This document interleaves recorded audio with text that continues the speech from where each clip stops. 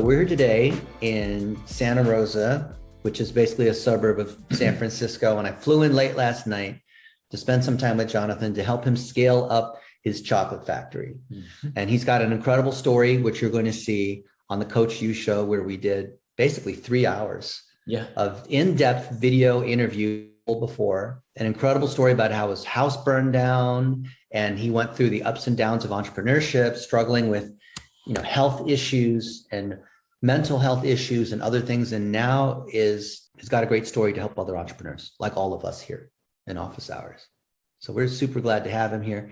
And today we've been working on his business, on scaling up this chocolate factory. And the thing that I'm super impressed with Jonathan is how he's been able to put processes in place so that he has other people that are handling every function of the operations of his business. So he's not in the chocolate factory.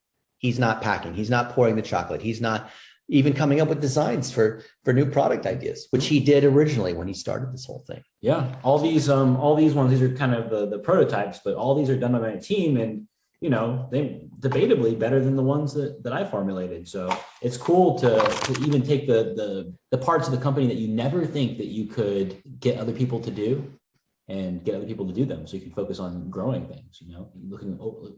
Having that higher level view on things, really important. And a lot of us, when we start, we think, well, I have to be the one because I'm Howard Globus and I'm the IT expert, and no one could ever do it as well as me because of the understanding of security. Or, I'm Alicia and I have this particular brand and I'm well known among these real estate agents. No one else could do the same thing I'm doing, right? Or I'm Nick Stover and there's only one Nick Stover. But what I've learned, was it you that told me? Somebody told me that you have to be willing to allow for people to do things at 80% of what you were able to do.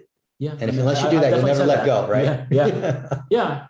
Well, and I think part of it is like your business has to be able to handle things not running at, 100%. But, if your objectives are right and you get good people, good people is the key. You got to have the right people, years ago when I was hiring to, being that we built a factory from the ground up, you'd hire people that are, running, maybe no experience, maybe people that, minimum wage, whatever. And, maybe they were good people with no experience, right? But having people that, have drive, have a little bit of experience, I guess experience isn't the number one thing, but people that have integrity and people that are willing to go the extra mile and really think outside the box, because you can have people that are, motivated, but if they're not thinking higher level, it's not, you're not really saving any money there. Yeah. So help the rest of us understand, whether we have a product or a service business, how do we, based on your direct experience, scale up our business and start to replace ourselves and get the right people in these different roles so that we're not stuck in the day-to-day of having to deal with customers and render the product or service and whatnot. Because I think there's a lot that people can learn from you and how you've been able to do it to where you have that time freedom. When you said that, the number one thing that I realized in that is being comfortable with firing people and not because that was my number one kryptonite. Was I was scared of firing people. I was scared of letting people go. I'm always a nice guy. I want people to like me, whatever. And if someone's not, maybe someone's a good person, but they're not working well for the vision, right? It's just not a good fit. Then you got to be willing to let them go, and go, and I would take months to let someone go if I didn't feel like they're the right fit. And now I'll take, days or weeks, there are times where we've hired someone and in 5 days, we just know, and that's it, and we've, because of that, we've started to get a lot better at finding the right people too. But that's kind of it. You have to be willing, really willing to move things around, because I think people get into a mindset where like, oh, there's no good people, or, oh, all virtual assistants don't understand this, or they're all, maybe they don't have their English isn't good, or whatever. Yeah. So whatever limiting belief it is, it's like, you have to be willing to say, yes, most people are not good, but there are those 1%, 3%, whatever, that are exceptional. And it's worth the pain to find those people, because if you take care of them, they'll stick around. That's really what we've done. We built a critical mass of good people by, I think we had, almost 20 people at one point. And I think we're more around 9 people working at way more efficiency than those 20 people. Yeah. Way more. We've got some more equipment, automation, et cetera, that helps. Right. But it's just like, if I didn't make those sacrifices and make those moves, then we would have probably still had a business that's functional, but not one that's scalable. I think that's, I mean, I know that's, I didn't really expect it to be the one thing that came to mind, but it's, a lot of it comes down to people, take care of good people. Don't have a limiting belief that there aren't good people. Yeah. Because I see a lot of entrepreneurs who I think it was, Tony Robbins, he said, like you go into a room of business owners and you say, hey, raise your hand if you think finding, good employees is hard. Yeah. And everyone raised their hand and he's like, okay, the people that didn't raise your hand, you need to talk to those people, because it's like, I think it's honestly a limiting belief, right? That you're not going to find people to replace you. Because, I've had, especially with customer service, I've had multiple rounds of terrible customer service people. Probably took me 2 or 3 years. And now I have, the best customer support, like not just okay, not just acceptable, like the best. And was it processes or systems? Like maybe a little bit, but, a lot of it was just the right people with the right objectives aligned to us. Yeah. I've done it where we've had this SOPs and the systems and everything. It's only one piece of it. And if you put that with somebody who doesn't really care about the company or the growth or the objectives, then it doesn't necessarily, it doesn't necessarily pan out for, Yeah. Isn't it amazing, guys, how everything boils back to people? It doesn't matter what kind of business you're in. It all goes back to the hiring, training, and retaining and growing of good quality people. And that's one more thing I'll add. Like good people will figure things out too. The right people will figure things out. They solve problems instead of create problems. They solve problems, and with the right information, like they'll go very, very far. Like my operations director, if I give her resources, she will devour them and apply them. Like I don't like, I'll buy courses or whatever for her because she'll apply. She will devour the information and make use of it. Versus, like I said, I could have people with tons of processes and tons of systems and tons of this and that. It doesn't necessarily pan out too much, Yeah. So, finding that quality people can take a lot of the pain out of it for sure. I've probably been through 10 different operations analysts. So, we produce a lot of the training and checklists. And thank you for folks like Jeremy Duchesne, who's amazing, right? Probably went through 10 people before finding someone of his quality. I'll give you an example. So you guys probably know Juan on our team. And I think Juan's been with us now, I want to say 4 years. And when he started out, he was in the wrong role, which is actually my fault because he was doing like general setup, VA kind of stuff. But then we discovered that it wasn't that he was a bad employee. He was on the wrong seat on the bus. And he had a knack, as you can see, these checklists, he's the one who's overseeing the collection and the organizing and making sure that everything is exact. Right. Yes. So the fact that in his initial role, he was doing things that were, so by him being very exact, he was a perfectionist. He was taking too long on some of these client facing sorts of projects. And so the thing that was his gift was actually hurting him because he was in the wrong role. Yes. And once we discovered that, he went from $3 an hour to $5 an hour to $8 an hour. He's at $12 an hour now, which in the Philippines is great. Yep. And now he has a couple other people that he's in an operational role that's helping assemble other sorts of training that we have. And it's fantastic. Another girl on our team, Kamiko, she had a medical problem a couple months ago that required surgery. And so she was not able to work because she had this medical problem. And she's a fantastic video editor, right? Been with us 3-4 years also. But until we showed how much we cared, because she didn't want to tell anybody she had this medical problem, right? Or didn't have the money for the surgery and couldn't afford to take the time off. But she did that. And now she's come back. And now she's stronger than ever. There was last month, you guys know there was a typhoon in the Philippines, which wiped out Cebu and some of the islands. Yeah. And 2 of our people were hit pretty hard where they lost power and they've still not really had power the last month or so. And in the last paycheck round, because we run payroll every 2 weeks, several folks said, hey, let's all donate money to Teresa and to Anderson because, they've not been able to work. Let's all give like a few % of our paycheck. So these people were sending money and the company matched it. So I went ahead and matched it. And so we were able to send funds to these other people to help them out, which is great because it's not just keeping people because they're good or because we like them and because they care, but because they're competent and they believe in what they're, so they follow the checklist and they culturally are just like you told me yesterday, how you hired someone who wasn't a hardcore chocolatier background person, but they had a love of chocolate. So I hired them on passion over several people that were way more qualified. Yeah. Best thing that ever happened. I mean, that's the thing, right? Like, one person who's passionate can carry a lot of other people that maybe aren't passionate too. Yeah. That's also the other piece, right? Like if you have someone that is able to kind of keep the vision intact, then they can have people working around them that aren't as enthusiastic about it, that, it can keep things going, can carry things. Yeah. Because there's always you're always going to have those people that are not.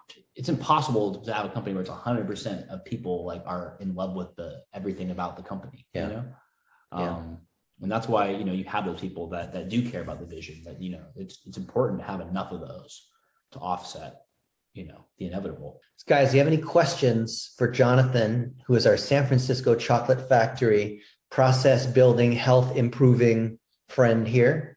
This is a great opportunity to ask questions. Ask a question that you believe is helpful for the larger audience, right? Helpful for other people that are entrepreneurs, that are also trying to grow their business, that understand that ultimately it's about service, whether it's a product or service. It's about service, it's about systems. So everything's a product and a service. It's replacing yourself. So you have other people in these different roles, even things that you think that other people can't do.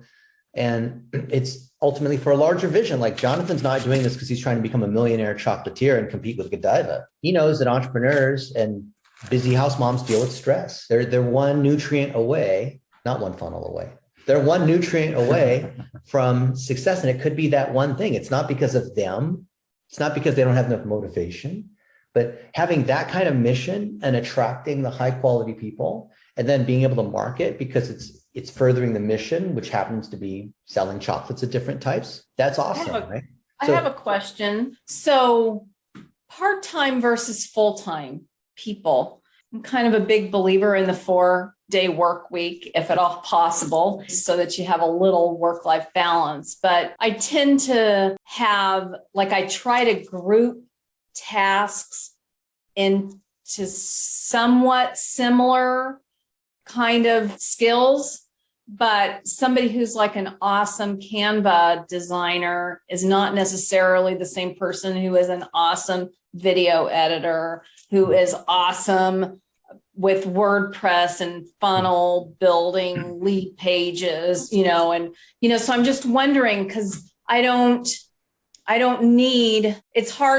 found that it's hard to hire somebody just like 10 hours a week, because they end up having a bunch of other stuff they're doing. And so you're not going to get the priority. And then if you hire somebody for more hours, but you're expecting them to do all these other tasks, how do you manage that? Like, what's your philosophy? I'm interested to hear what Dennis thinks too. So we're very goal oriented and task oriented. So it's not uncommon for our people to even go overtime, and really have these periods where they push and periods where they take a couple of days off. I would rather have full-time people. I used to have a lot of part-time people. I would personally rather have full-time people. And then just challenge them to learn to do other stuff to fill in their time.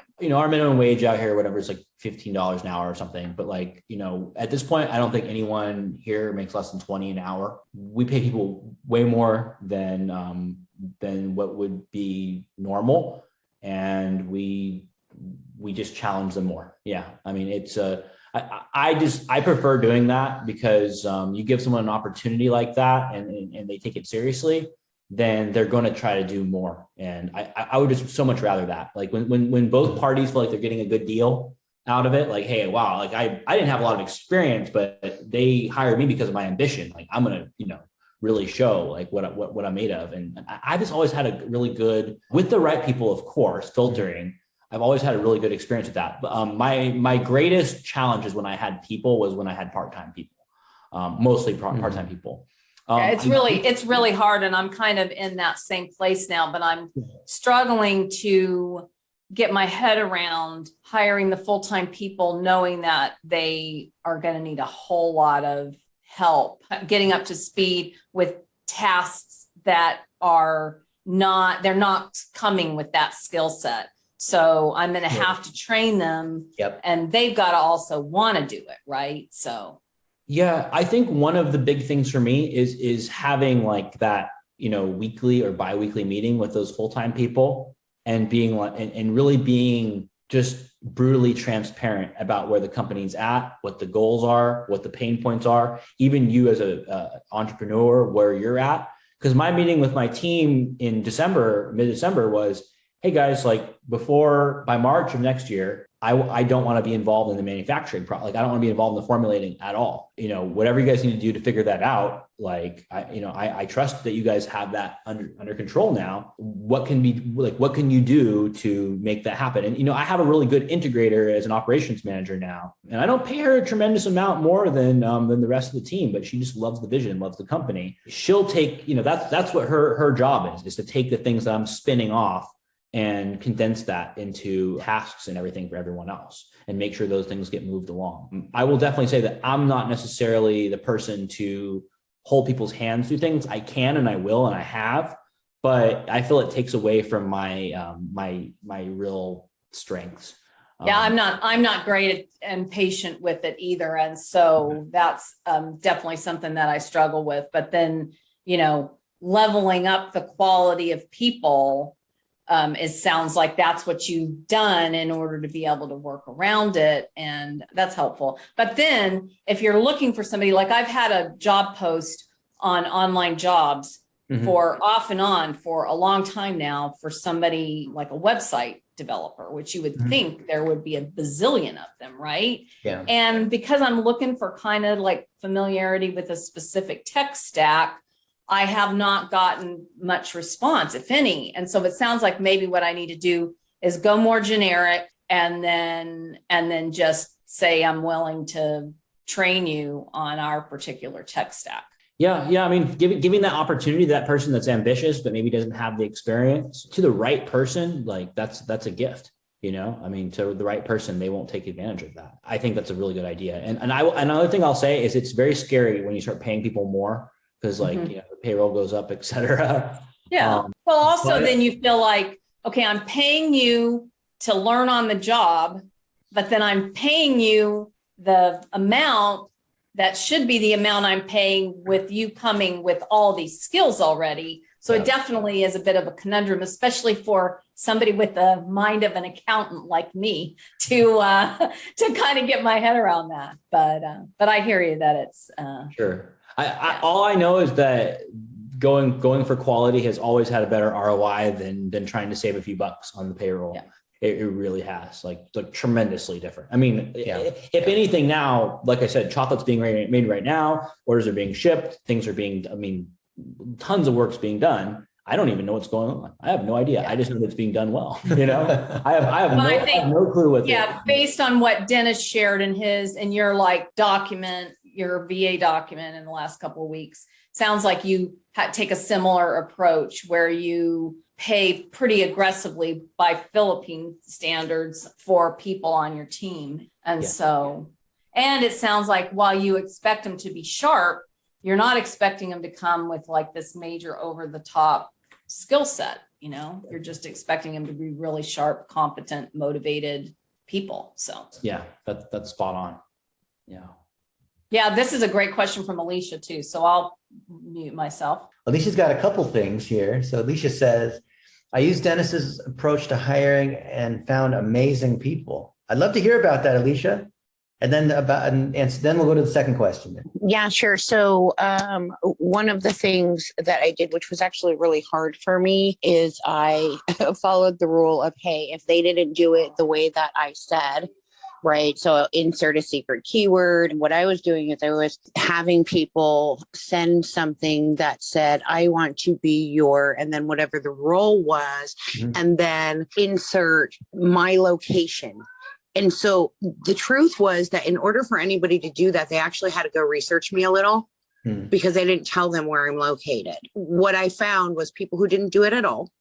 I found the people who did it, but they inserted their own location. And then there were people who realized that it was me. Now, I don't have like the biggest online presence, but I have enough that if you do a little bit of research, you'll realize, oh, that's the same person. This makes sense. This must be the person who's posting. Mhm. And so despite whatever somebody's portfolio was or whatever, I didn't waste time going through all of that, because then I feel like I'm already setting myself up to fail by Mhm. saying, hey, it's okay that you didn't do what I asked.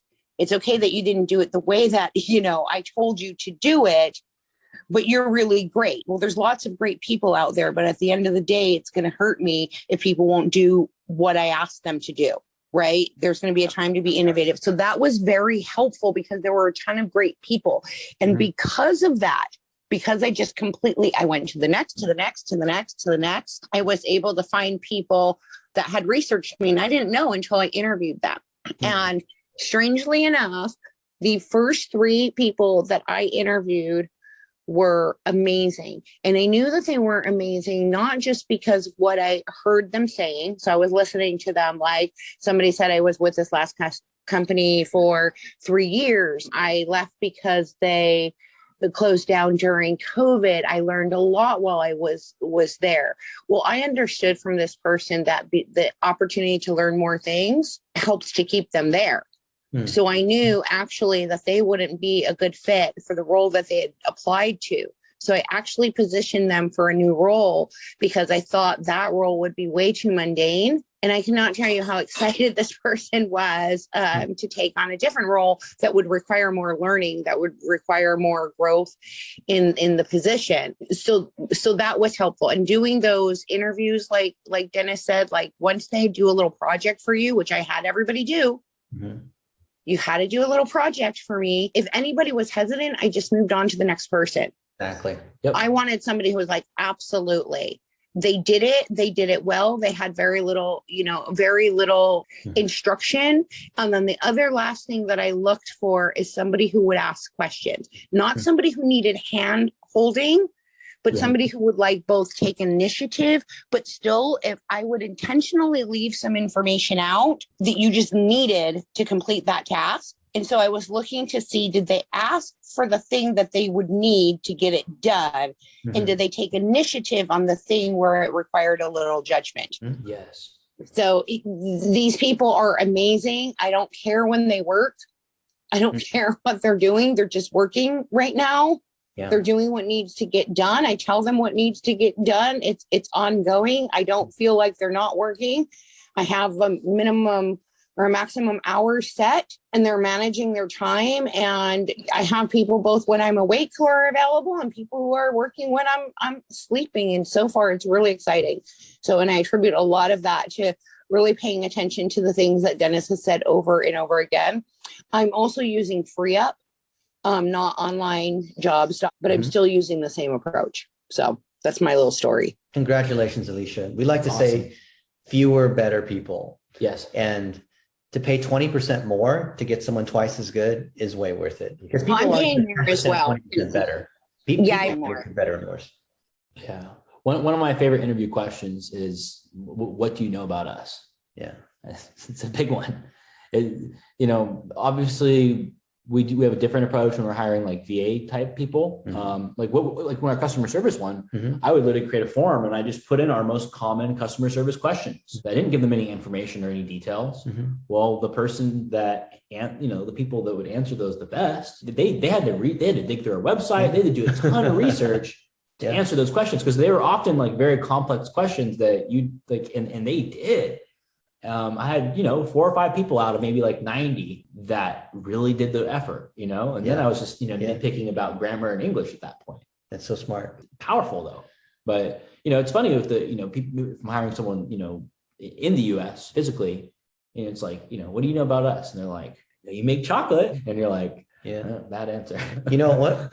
One of my favorite rules that I learned from mentors 30 years ago in hiring, and this is from the CEO of American Airlines, maybe means no. Oh, but this person's pretty good, but they have this one thing. If you ask other people on the team, you do a team interview or group interview or different kinds of interviews, and if it's not hell yes, Yep. the answer is no. This is a conversation I had with Alex. I've never regretted letting go of the wrong person. Yeah. Like I've never after the initial firing of someone, after that initial gut wrenching feeling of letting someone go, I never regretted it. Yeah. Could it have worked out? Maybe. but like I've never regretted parting ways with the wrong thing, you know? And that's where I learned afterwards. It's like, there was always a gut feeling. There was always either a gut feeling or something there that I ignored. And now if I detect anything, even if it's small, I mean, I've let people go because, you know, week one, their behavior was just, I could just tell something was up. Like this one guy, he injured himself over some weird thing and got the team all riled up over cutting his finger.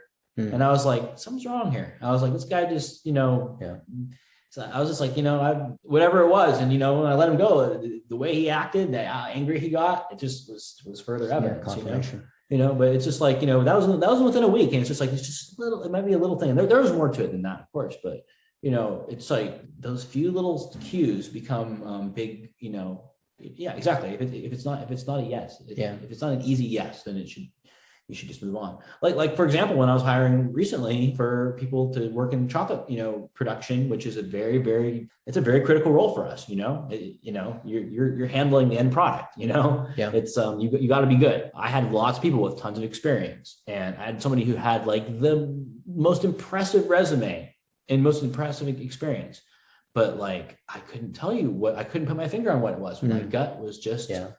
It was a gut feeling at that point, and I just did not feel good about her. And had I hired her, I do not believe that I would be at the result that I'm at now with these new with my team actually autonomous, like fully autonomous now.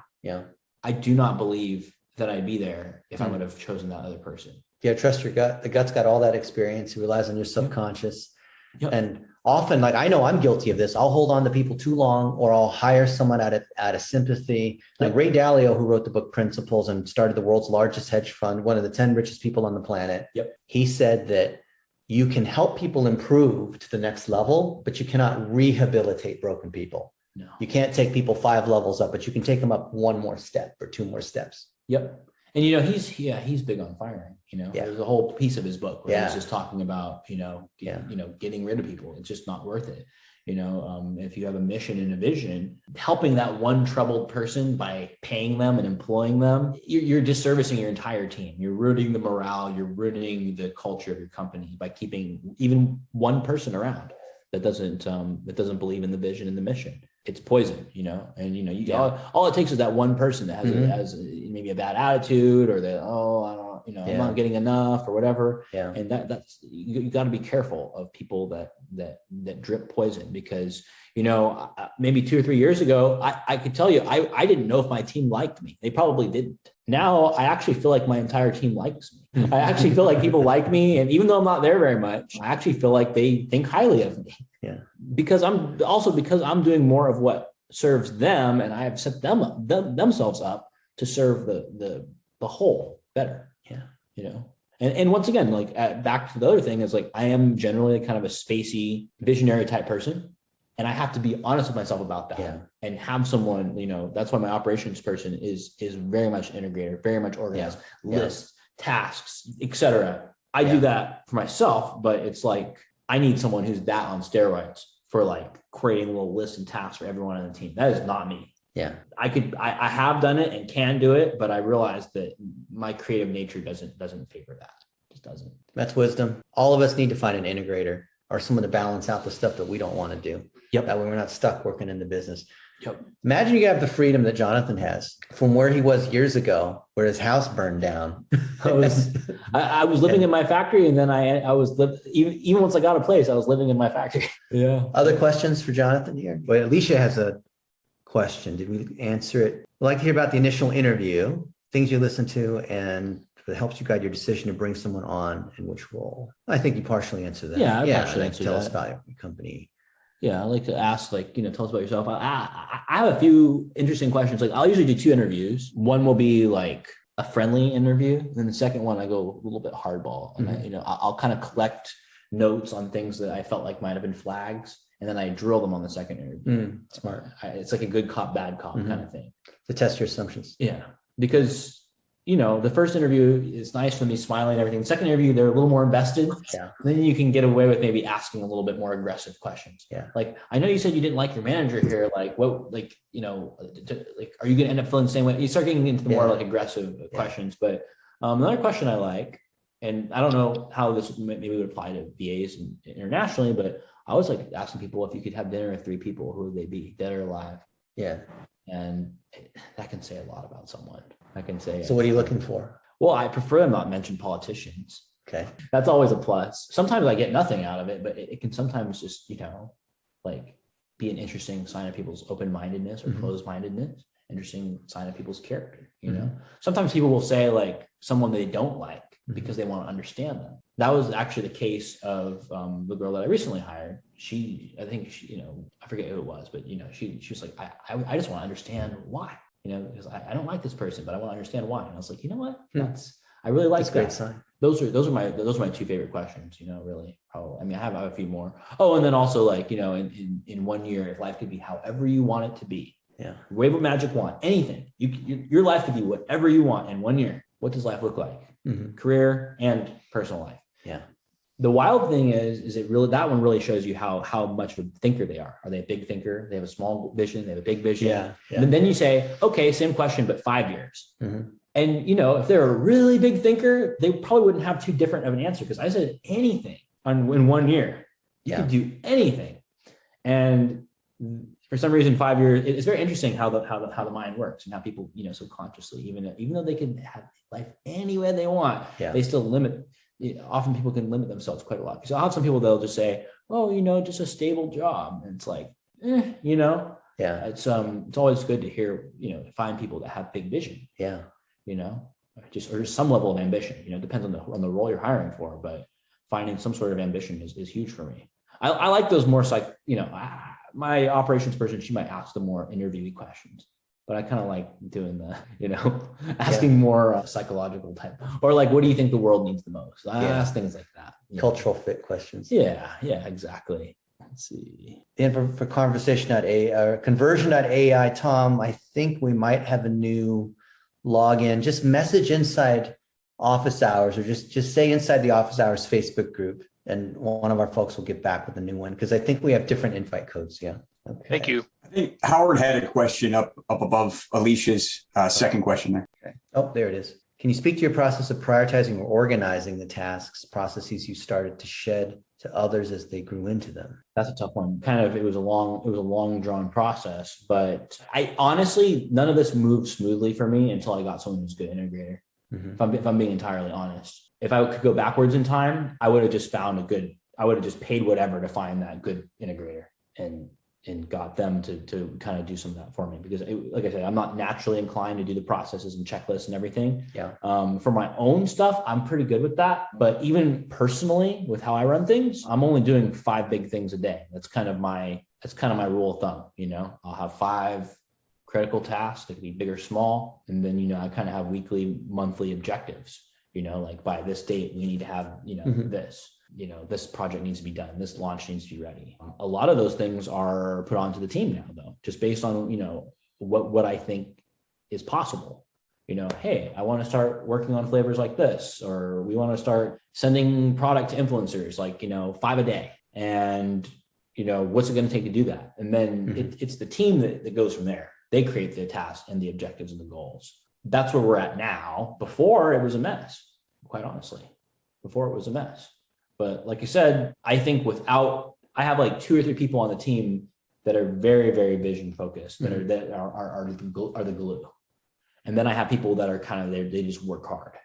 They care, but they're not creative. Like, actually, one of my ex-employees, I like how she said it. She goes, they're thinker uppers, they're figure outer, and they're getter doners. And you need all of them. So the figure outers are the integrators. They figure out, they're the glue. Thinker uppers are like the entrepreneurs, the visionaries, right? And you probably need a few as you scale.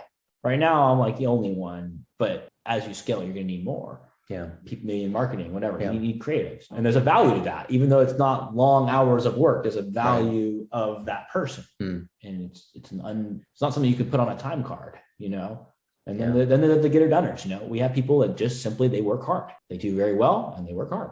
And that's a separate skill set, because the creative person and gosh, what was the book that they talked about it? It was a book about systemizing things. Gosh, I don't remember the author, but anyways, it was a book about systems and processes. And he basically talked about how the creative entrepreneur types, they will work really hard for a few months and then they burn out and they need like a few weeks of break.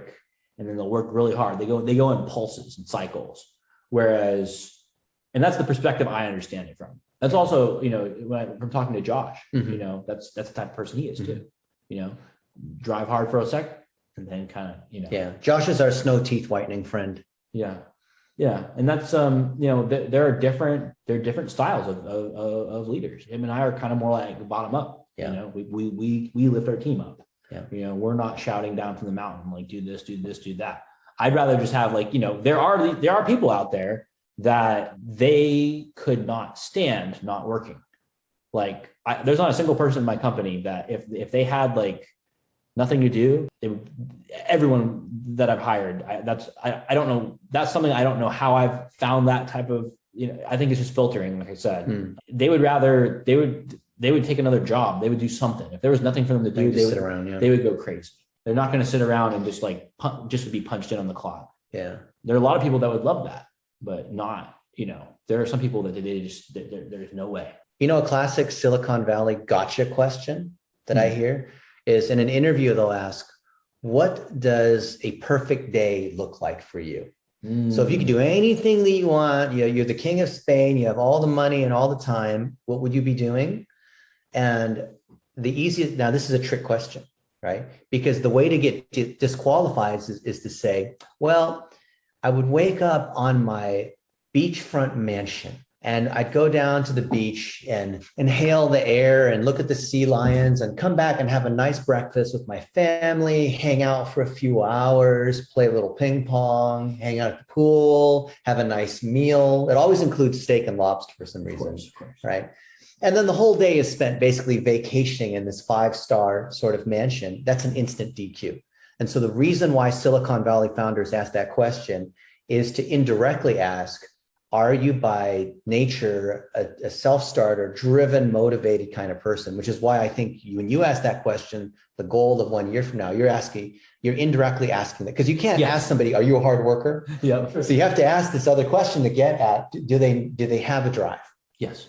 Yeah. Yeah. And that's a funny thing. Like, especially like, I'll ask that, what 3 people would you have dinner with? And some people can't answer it. Big red flag. Yeah. Or the same thing. You can't say my mom, my grandma, and my dog or something, Or what were the last 3 books that you read? Right. Same question. That's a good one. I have to try that one sometime. Yeah. Most people DQ by not having read any books. They just watch TV. Yeah. And nothing wrong with watching Netflix, but everything in moderation, right? Yeah. I have my TV over here. Yeah. You guys see that? He's joking because there's no TV on the wall here. I have the wire hanging out of the wall, but no I've never owned a that. TV. Yeah. We're at the top of a hill here in Santa Rosa. You guys want to take a look? Want to go on a patio? Let's go on the patio. Take a look. Yeah, it's Or can we? Yeah, we can show them out. Let's show everyone what it looks like here. Yeah. Just so you get a sense of what it's. You have to drive up this private road to get up to his house. It's like this half-mile long road, and you can see. Tell everyone what's out here. Yeah, that's Santa Rosa. There's I don't really know how to describe it. There's an airport out there. You can see the valley. You can see like Sebastopol and almost see. I mean, if we were a little bit higher up, we could probably see the ocean. So, yeah. We're about 1,400 feet elevation. It's awesome. Yeah, it's a beautiful place up here. Yeah. Anyway, thought you guys would enjoy that. I saw. Oh wait, just a little bit cold. Let's see. Howard has a question. Letting go is hard for me. I want to answer this one. Yeah. Okay. Yeah, come back over here. I mean, the real question is like how much does it suck to have to do everything? To like, because like I was spending like 12 to 14 hours in my factory working on trying to do marketing, trying to do this, trying to do that, while I had people coming every 3 to 5 minutes asking me questions, while I could hear what was going on in the other room. Oh, I'd hear if something got dropped. I'd hear if something, like how much is it worth? Like, is it really that hard to let go, or is keeping your sanity like actually like, I don't know, like I could never look back. It's really just accepting that people are never going to be 100% as good as you, but with the right stack of people, they can actually be better than you. My team is better than me at most things now. Even crazy enough, making flavors. This box is better than the one that I made. And I'm serious. So even if they're 80% as good, you hire the right people and they could be 200% as good at some things. Like my operations person, she is many, many, many times better of an integrator. And that is so much more valuable that it makes up for these few people that aren't as good at these. Yeah. So I think that both sides are hard. I think it's just like choosing what you want to do. But I think you're really compromising your ability to see higher level vision if you aren't letting go. I had a lot, of course, because I formulated all the products, I created the company from scratch, no investors, blah, blah, blah. There's a lot of ego in there. Oh, I do it all, but there is such a relief to letting go of all the responsibility and being like, hey, it's all my team, it's really not me that much anymore. Yeah. There is such a relief to that. And also on the other end, it's like, I want them to do well. Like I want them to do so much better. I want them to have incremental growth. Like with our boxes, we're doing revenue share with them. I don't know, like that to me just feels so good to reward people that are along the ride with you. Some of the most successful people. Yeah. I mean, they found good people and kept them, took good care of them. And it's very, very hard as a founder. We have our egos. I still have an ego. There's no denying that. But it's just, once again, it's just like keeping that in check, because the pain of having to scramble from task to task and be responsible for so many things, it to me is so much greater than the pain of like every once in a while something going wrong. If you have proper systems and everything, I don't think it should, like, if you have proper systems and the right people, it should not be hard to let go. Yeah. Like, it's relieving. Yeah. It's like it's really weird now because, like, a lot of finance stuff, a lot of even just little things like running calculations for nutrition facts, stuff like that. It's too complicated. Nobody's gonna do it. All it took was a 5-minute Zoom call with my operations person. She figured it out. It's sometimes, and that's probably another piece to it, right? Like, we oftentimes get in our head, have a limiting belief that, this is too complicated for this person or whatever. And it's really important to just try, like at least try. And if that person can't figure out those things, then they might not be the right person. Yeah. Yeah. Or as with your experience with that one person, they might be in the wrong place. Yeah.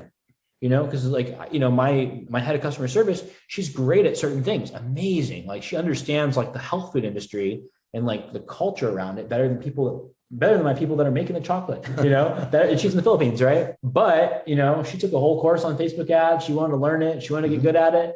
And then I sat in there and kind of showed her how the whole thing worked. And she was like, no way. She was just like, no way. I can't do this.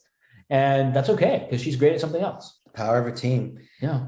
Guys, what did you learn from spending some time with Jonathan here and how he started and grew his chocolate factory? What parts resonate with your business and the products and services that you have? Maybe there's a takeaway, a thought, an action you want to do based on what you've learned here. This is Elisa. Now, I don't know Jonathan before, and I'm sure that I am projecting because it's something I've experienced recently.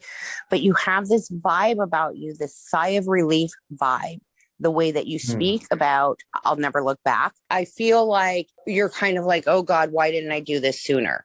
Like, and so that's the vibe that I get from you, is that you can't even relate to the person that you were before you let go as compared to now. I mean, I'm going through the first time of feeling a sigh of relief. I think I lost half of my hair and I only just realized it.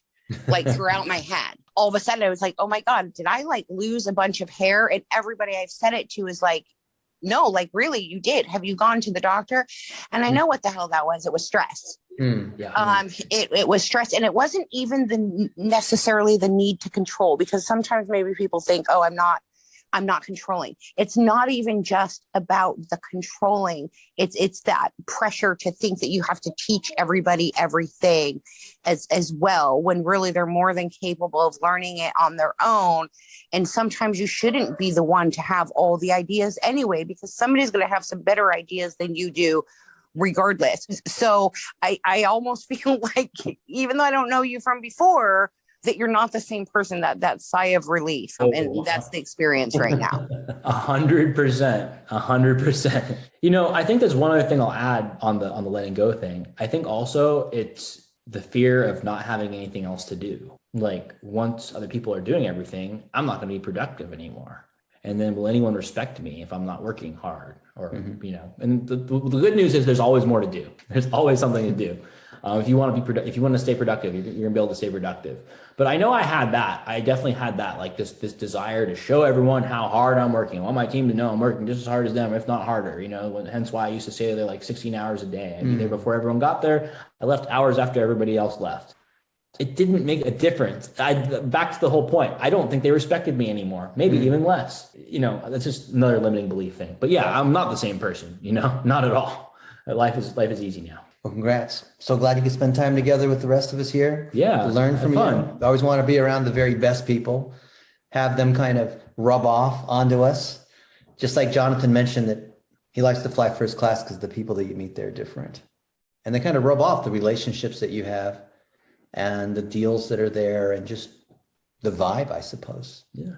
When I was really, really broke, I was super, but I probably had like $1,000 in the bank account or something like that. It was not, and the business was struggling. I booked a night at the Ritz-Carlton, and I swear within like a week, my business started doing well again. Something about being around the energy, who was it that said this? I forget who they said this. Like you can go get coffee at Starbucks, or you can go get coffee at the Ritz-Carlton. They both cost the same, but what you're paying for is the atmosphere. And there is a different energy. It's important to be around successful energy. What was it that caused you to book the night at the Ritz? Is it the same that caused you want to be around mentors like Josh and other folks? 100%. Stuff rubs off on you, You get, I had been staying in a lot of really nice hotels over the last, few months. And I just decided to stay at the Westin. Mm-hmm. What an immediate difference. Not the same. The people are so different. Right. The way they walk, the way they talk, the way they act, totally different. You go to these really nice places in Beverly Hills, whatever, people are, maybe they're on their phone, maybe it seems rude, whatever, but they're busy, they're working. There's that energy of like, I will do whatever, like maybe you go to the cafe, like, the Waldorf's rooftop cafe, people on the phone, yelling at people, you just, yelling at their employees, whatever. But like, you feel that driven energy. Yeah. And, you go to the gym and the gym at the Westin is never that busy, but the gym at your nice hotels, they're usually busy. There's usually at least someone in there. Now you stayed at what was one of the nicest hotels you've ever stayed at in Houston a few days ago. Yeah. So tell us about that. It's amazing. It's just good. Once again, it's just like you're around people, the way they act and everything, maybe I wasn't there long enough to make any connections or anything, but people that are successful are more open-minded to meeting other people. That's just one thing I've noticed. Like people like to ask questions. People are more inquisitive. People are more open-minded. If I'm at the Westin, I try to make conversation with someone, they're going to be like, they're not so open to connecting. But, from it, somewhere really nice. People, they're there for a reason. Just like you said, the first class people, they say, why do you fly first class? And the most common answer, because I can. That's right. It's like, well, same to those people. They're there because they can be, and because they can be, they all have an interest in each other. Yeah. And I don't know, but maybe it's a little woo woo and law of attraction type of stuff, but something about being in an environment where people being in the same roof as people that are really go-getters, really making stuff happen, hungry, that rubs off. It's real. It's the sum of the average of the 5 people you're around. Just like Tom Hawkins, right? Tom, you're one of the few people that's actually taken advantage of spending time with these other people that we bring in. And what is your experience of that, and why do you do that? Well, I figured out that even at my age, at 63, as I'm looking at retirement and I want to maybe transition to doing something different than what I've done all my life, that you need to be around people who can help you do that. And I'm in another mastermind group with Bob Berg, and it's a lot different than this one, but that's okay because you learn different things from different people. But anyway, that's why I do this, is just to, someday I'm going to get to meet Dennis in person, and we're going to come to Las Vegas and hang out. And I'm going to see George in person tomorrow. We're hanging out in Orlando. But when I make that transition, Dennis and the people and his friends are the kind of people and the people in this group are the kind of people I want to be able to connect with. Today, just what you asked before, what do you get out of today's call? The biggest thing I got was kind of at the beginning when you started talking about your checklist, but how it moved from Jonathan's discussion is that I've realized that all my life, one of the reasons I've not been a successful car dealer as I could be is because I've always worked in the business. I'm not very good on the business. And now I have my younger brother who's running the business. He's a general manager, and I'm doing a lot of things in the business, which I like to do. But on the other hand, if something happened to me, there's a lot of things that are going to be hard to get done if I don't them and start doing some checklists. And one of them I mentioned in the chat is that I do a lot of onboarding when we get a new employee, and that we've had some new employees in the last 6 months, and I've spent a lot of time onboarding, and it's all different. I need to standardize those processes and have a checklist so that if I'm not here, somebody can set up all the accounts needed for all the things needed with a new employee for every website, that how to do it. So I don't have to be here. And same with, I do all the new car ordering for this. Well, the reason I stick with it is nobody else can do it as good as I can. Well, I need to teach somebody, or at least have a process. Here's how I approach it so that somebody else can do it. Yep. So that's what I learned from today and in the discussion. It wasn't as direct as other people, but it was still something positive for me to put on my list to get done. So thank you for that. Yeah, absolutely. That's actually one thing for me, like negotiating with suppliers. Never thought anyone else could do that besides me, probably similar to ordering cars, right? Like I never, now generally my operations person or one person below her will do the ordering.